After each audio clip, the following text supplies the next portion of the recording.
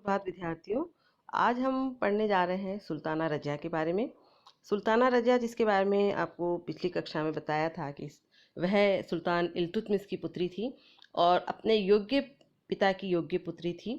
और इल्तुतमिश ने अपने पुत्रों के जीवित रहते हुए ही अपनी पुत्री रज़िया की योग्यता को देखते हुए उसे अपना उत्तराधिकारी मनोनीत किया था। लेकिन इल्तुतमिश की मृत्यु के बाद उसके जो सरदार और अमीर और उलेमा थे, उन्होंने एक स्त्री के अधीन जो है शासन करने से इनकार किया। परिणामतः रज़िया जो है सुल्ताना नहीं बनाई गई। उसके भाई रुकनुद्दीन फिरोज शाह को गद्दी पर बिठाया गया।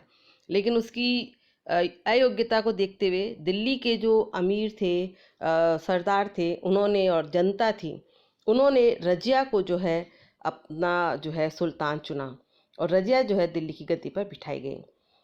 रज़िया दिल्ली की गद्दी पर बैठने वाली पहली मुस्लिम महिला शासिका थी। यद्यपि मिस्र और टर्की वगैरह में प्राचीन काल में ही हमें ऐसे उदाहरण मिलते हैं जहाँ पर महिलाओं ने शासिकाओं के रूप में कार्य किया अथवा अल्पवयस्क पुत्रों की संरक्षिकाओं के रूप में कार्य किया। लेकिन एक स्वतंत्र महिला के गद्दी पर बैठने और साथ ही अपने भाइयों के जीवित रहते हुए उत्तराधिकारी मनोनीत किया जाने का ये एक पहला उदाहरण हमें मिलता है। और इसके लिए हमें इल्तुतमिश की जो है दाद देनी होगी कि उसने 13वीं शताब्दी के शुरुआत में इस तरीके का कदम उठाने का साहस किया। अब हम बात करते हैं रज़िया की। जब रज़िया 1236 ईस्वी में गद्दी पर बैठी, उस समय उसके सामने बहुत सारी कठिनाइयाँ थी। सबसे पहले तो जैसा कि मैंने बताया कि जो अमीर और सरदार और जो धार्मिक नेता थे, वो एक स्त्री के गद्दी पर बैठने के सख्त खिलाफ थे और उसको उनके विद्रोह का सामना करना पड़ा, उनके विरोध का सामना करना पड़ा। लेकिन रज़िया ने अपनी योग्यता के बल पर अपने विरोधियों को दबाने का सफल प्रयास किया। अब हम बात करते हैं रज़िया के प्रशासनिक कार्यों की। विद्रोही अमीरों को पराजित करने के बाद रज़िया की स्थिति चूंकि काफ़ी मजबूत हो गई थी, अतः उसने प्रशासनिक पुनर्गठन का कार्य शुरू किया। उसका प्रमुख उद्देश्य तुर्की अमीरों का प्रभाव खत्म करके उन्हें सुल्तान के अधीन लाना था।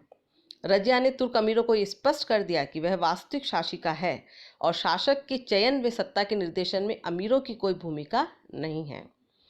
रज़िया ने आस्थावान यानी जो उसके विश्वास पात्र थे, उसके प्रति आस्था रखते थे, ऐसे अमीरों को केंद्र व इक्ताओं यानी प्रांतों में नियुक्त किया और अतुर्क यानी जो गैर तुर्की विदेशी थे, उनको भी अमीर वर्ग में यानी सरदारों के समूह में शामिल किया। उसने ख्वाजा मुहज़्ज़बुद्दीन को वजीर तथा याकूत को, जो कि एक अफ्रीकी गुलाम था, शाही अस्तबल यानी अमीर आखूर का अध्यक्ष बनाया। उसने कबीर खां को लाहौर का, अल्तुनिया को भटिंडा का सूबेदार बनाया तथा ऐतगीन को अमीर हाजिब बनाया।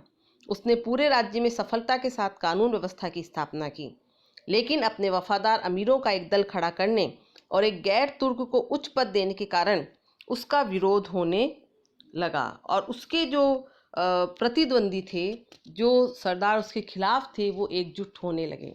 तुर्क अमीरों ने उसके खिलाफ एक गुट बना लिया, जिससे जो है दिल्ली दरबार दो गुटों में विभाजित हो गया। एक गुट जो कि रज़िया का समर्थक था और दूसरा गुट जो उसके खिलाफ था। तत्कालीन इतिहासकार लेखक मिन्हाजुस सिराज के अनुसार रज़िया द्वारा स्वयं और आग्रहपूर्वक प्रशासन के कामकाज को देखने तथा राजकीय पदों पर गैर तुर्कों को नियुक्त करने से तुर्क अमीरों के मन में उसके प्रति विरोध की भावना उत्पन्न हो गई और वे उसे उखाड़ फेंकने की योजना बनाने लगे, यानी उसकी सत्ता को समाप्त करने के लिए षड्यंत्र की योजना बनाने लगे। लाहौर और सरिंद में विद्रोह उठ खड़े हुए। लाहौर और सरिंद जो कि सीमावर्ती क्षेत्र थे, जो प्रांत थे, उनमें जो है विद्रोह उठ खड़े हुए। रज़िया ने लाहौर के खिलाफ एक अभियान का स्वयं नेतृत्व किया तथा सूबेदार को, जो वहाँ पर नियुक्त था, उसको झुकने पर मजबूर कर दिया। अप्रैल 1240 ईस्वी को जब सुल्ताना विद्रोह को शांत करने भटिंडा पहुंची, तो तुर्क सरदारों ने उसे धोखा दे दिया। उन्होंने जमालुद्दीन याकूत, जो उसका संरक्षक भी था, यानी जो उसका जो है एक तरीके से जो है सुरक्षा देने वाला था, उसका जो है उन्होंने वध कर दिया और रज़िया को भटिंडा के किले में कैद कर लिया गया। रज़िया के कैद होने की सूचना पाते ही षड्यंत्रकारियों ने तुरंत इल्तुतमिश के तीसरे पुत्र बहराम शाह को गद्दी पर बिठा दिया। विद्रोह की सफलता के बावजूद अल्तुनिया को उसकी इच्छा अनुसार पद नहीं मिला। उसने रज़िया से विवाह कर लिया और रजिया ने भी उससे विवाह कर लिया क्योंकि वो जो है वापस सत्ता प्राप्त करना चाहती थी और उसे अल्तुनिया की मदद की ज़रूरत थी। ऐसा जो करने का उद्देश्य, जैसा कि मैंने बताया, रजिया ने अपने सिंहासन को पाना चाहा था। वहीं अल्तुनिया का उद्देश्य यह था कि वह अपने सम्मान और पद में वृद्धि करना चाहता था, क्योंकि उसके साथी जो विद्रोही सरदार थे उन्होंने जो है उसे उचित जो है स्थान नहीं दिया था सत्ता में। इसलिए उसने जो है, दोनों के अपने अपने हित थे जिसको साधने के लिए उन्होंने परस्पर विवाह किया। अल्तुनिया और रजिया के द्वारा खोखरों, जाटों और राजपूतों की मदद से एक सेना एकत्रित की गई, जिसकी सहायता से दिल्ली पर आक्रमण किया गया। दुर्भाग्यवश वे पराजित हुए। उन्हें भटिंडा की ओर वापस लौटना पड़ा। उनके सैनिक उनका साथ छोड़ गए। हरियाणा के कैथल के पास भागते हुए डाकुओं ने 13 अक्टूबर 1240 ईस्वी में उनकी हत्या कर दी। रजिया इल्तुतमिश के उत्तराधिकारियों में सबसे योग्य थी। मिन्हाज के अनुसार स्त्री होना उसकी सबसे बड़ी योग्यता थी। रजिया के दुखद अंत से चहलगानी तुर्क अमीरों की बढ़ती शक्ति साबित हो गई। अब हम बात करते हैं कि रजिया के पतन के क्या कारण थे, यानी रजिया का जो सत्ता का अवसान हुआ उसके लिए क्या कारण, क्या परिस्थितियाँ, क्या कारक उत्तरदायी थे। सर्वप्रथम तो ये कि तुर्की अमीरों का महत्वाकांक्षी होना, यानी जो तत्कालीन तुर्की अमीर थे वो सत्ता में अपना जो है हिस्सा चाहते थे, ऊंचा से ऊंचा पद चाहते थे। यहाँ तक कि वो ये चाहते थे कि सत्ता में एक जो है कठपुतली सुल्तान गद्दी पर बैठे, जिसको जैसे अपनी इच्छा के अनुसार वो उन्हें नचा सके, और इसीलिए जो है वो सत्ता को हथियाना चाहते थे। और उनकी महत्वाकांक्षाओं ने रजिया के पतन को संभव बनाया। दूसरा कारण था रजिया द्वारा सरदारों को मनमानी नहीं करने देना। देने से वर्ग उसके खिलाफ हो गया, उससे असंतुष्ट हो गया। रजिया जो है एक कठपुतली शासिका नहीं बनना चाहती थी। वह अपने पिता के समान सत्ता का केंद्रीकरण करना चाहती थी, सुल्तान की प्रतिष्ठा में वृद्धि करना चाहती थी, और वह चाहती थी कि सरदार अधीनस्थ के रूप में कार्य करें। ऐसी स्थिति में सरदारों को जब मनमानी करने का मौका नहीं मिला तो वे उससे असंतुष्ट हो गए और उसके खिलाफ विद्रोह हेतु षड्यंत्र करने लगे। इसके बाद हम बात करते हैं एक अन्य कारण की, जो महत्वपूर्ण कारण है, और वह है रजिया का स्त्री होना। रजिया के स्त्री होने के कारण जो वृद्ध बुजुर्ग तुर्क सरदार थे उसके नेतृत्व में युद्ध करना अपनी मर्यादा के प्रतिकूल समझते थे। विद्यार्थियों, हम बात कर रहे हैं 13वीं शताब्दी की, यानी पूरे हम बात करें आज से लगभग 800 साल पहले की। तो महिलाओं की स्थिति में आज भी उतना ज़्यादा 21वीं शताब्दी में भी बहुत ज़्यादा अधिकार मिले हैं, लेकिन फिर भी जो प्रतिष्ठा समाज में और होनी चाहिए उतनी वो नहीं है। तो आप सोच सकते हैं कि 13वीं शताब्दी में महिलाओं की स्थिति क्या रही होगी। तो ऐसी स्थिति में महिलाओं के प्रति समाज का जो दृष्टिकोण था, तो जो बुजुर्ग तुर्क सरदार थे वो उसके नेतृत्व में शासन करना, यहाँ तक कि एक युवा महिला के नेतृत्व में युद्ध करना जो है अपनी प्रतिष्ठा, अपनी मर्यादा के खिलाफ समझते थे, और इसलिए उन्होंने उसका विरोध किया। और एक अन्य जो कारण है वह है उसकी सबसे बड़ी कमजोरी उसका स्त्री होना था।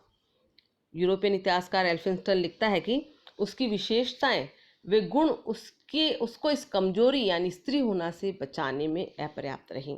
यानी वो अपने भाइयों से बहुत ज़्यादा योग्य थी, प्रशासिका के रूप में, एक शासक के रूप में, सुल्तान के रूप में वो योग्य थी, लेकिन पर वो एक स्त्री थी और ये उसकी सबसे बड़ी कमजोरी साबित हुई। एक अन्य कारण उसके पतन का रहा कि रजिया के जो विश्वासपात अमीर थे उन्होंने उसके साथ विश्वासघात किया। रजिया ने अपने विरोधी वजीर जुनैदी तथा उसके समर्थकों के प्रभाव को कम करने हेतु महत्वपूर्ण पदों पर अपने विश्वासपात और अमीर नियुक्त किए, परंतु वे रजिया के प्रति स्वामी भक्त नहीं रहे। रजिया ने अल्तुनिया को भटिंडा का सूबेदार बनाया और वही उसके खिलाफ सेना लेकर आ गया।